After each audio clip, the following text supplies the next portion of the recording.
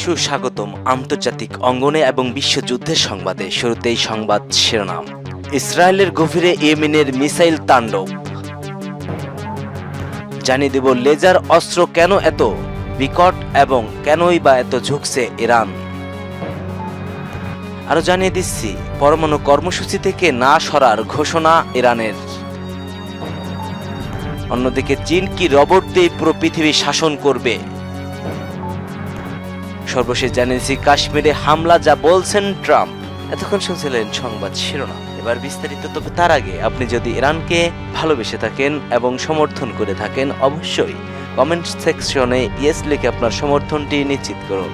আর ভিডিওটি ভালো লাগলে একটি লাইক করবেন। পরবর্তী আপডেট পেতে চ্যানেলটিকে সাবস্ক্রাইব করার অনুরোধ রইল। ইসরায়েলের গভীরে ইয়েমেনের মিসাইল তাণ্ডব। ইসরায়েলের অভ্যন্তরে এবার সরাসরি আঘাত হেনেছে ইয়েমেনের ইসলামী প্রতিরোধ আন্দোলন। দীর্ঘদিন পর এমন এক কৌশলগত হামলায় কেঁপে উঠেছে ইসরায়েল হৃৎপিণ্ড। ইয়েমেনি প্রতিরোধ যোদ্ধাদের দাবি, এই প্রথমবার তাদের উদ্ভাবিত মিসাইল সামাদ এক ইসরায়েলের এত গভীরে গিয়ে সফলভাবে আঘাত আনতে সক্ষম হয়েছে।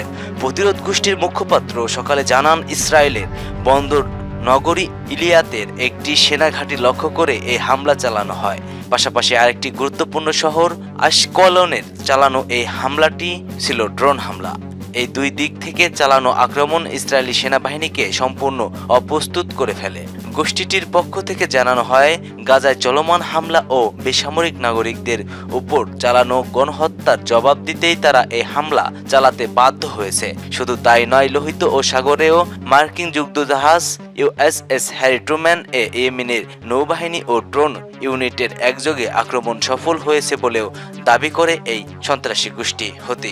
লেজার অস্ত্রে কেন এত ঝুঁকেছে ইরান? বিশ্বের সামরিক শক্তির ভারসাম্য আজ শুধুই পরমাণু বোমা কিংবা আত্মমহাদেশীয় ক্ষেপণাস্ত্রের উপর নির্ভরশীল নয়। প্রযুক্তির দ্রুত অগ্রগতি, বিশেষ করে ডিরেক্টেড এনার্জি ওপেন বা DUW এর বিকাশ যুদ্ধক্ষেত্রে এক নতুন যুদ্ধের সূচনা করেছে।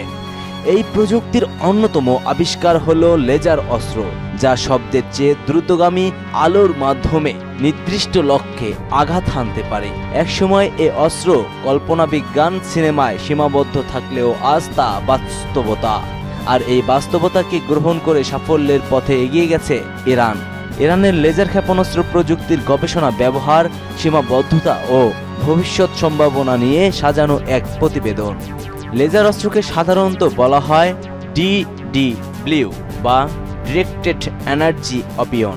এটি মূলত একটি উচ্চ মাত্রার ফোকাসড ইলেকট্রোম্যাগনেটিক রেডিয়েশন, যা নির্দিষ্ট লক্ষ্য শক্তি পাঠিয়ে তা গলিয়ে ফেলতে সক্ষম। এতে গোলা বারুদের প্রয়োজন হয় না। উচ্চ সক্ষমতা আলো নির্গত করে এ ধরনের অস্ত্র একটি নির্দিষ্ট বিন্দুতে প্রচণ্ড চাপ ও তাপ সৃষ্টি করতে পারে, যার ফলে ধাতব বস্তু, ড্রোন, সেন্সর, রাডার সহজেই ধ্বংস করে দিতে পারে এই লেজার।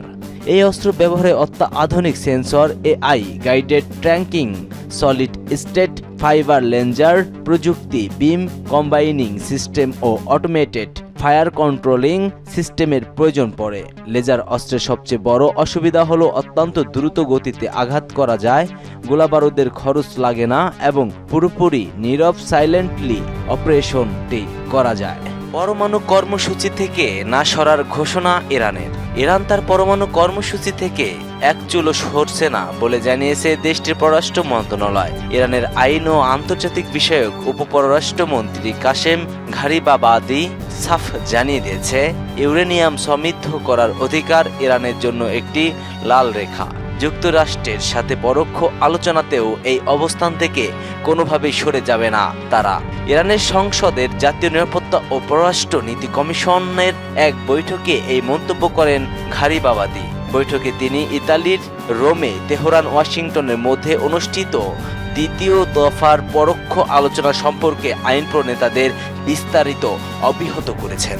কমিটির মুখপাত্র ইব্রাহিম রেজাই জানিয়েছেন, ঘরাবাবাদি আলোচনার মূল বিষয়গুলো তুলে ধরেছেন। বৈঠককে তিনি পুনরায় জোর দিয়ে বলেছেন, ইসলামী প্রজাতন্ত্রী ইরান পারমাণবিক অস্ত্র তৈরি করতে চায় না এবং দেশটির পরমাণু কর্মসূচি সম্পূর্ণরূপে শান্তিপূর্ণ উদ্দেশ্যে পরিচালিত হচ্ছে। ঘড়িবাবাদী আরও বলেন, আলোচনার অন্যতম প্রধান বিষয় ছিল ইরানের উপর আরোপিত বিভিন্ন নিষেধাজ্ঞা, বিশেষ করে মার্কিন কংগ্রেসের আইন এবং সাবেক মার্কিন প্রেসিডেন্ট ডোনাল্ড ট্রাম্পের নির্বাহী আদেশ।